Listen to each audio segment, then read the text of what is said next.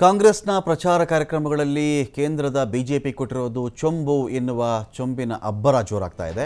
ಖಾಲಿ ಚೊಂಬನ್ನು ತೋರಿಸಿ ಕೇಂದ್ರ ಸರ್ಕಾರದ ವಿರುದ್ಧವಾಗಿ ಅಟ್ಯಾಕ್ ಮಾಡಲಾಗ್ತಾ ಇದೆ.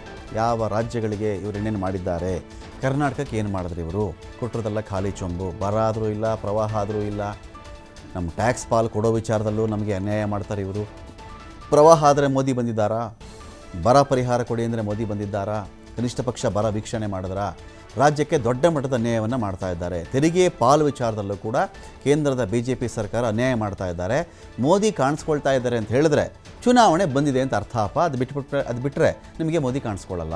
ಖಾಲಿ ಚೊಂಬು ತೋರಿಸಿನೇ ಎಲ್ಲ ಕಡೆ ಇದೀಗ ಕಾಂಗ್ರೆಸ್ ನಾಯಕರು ಭಾಷಣ ಶುರು ಮಾಡ್ತಾ ಇದ್ದಾರೆ.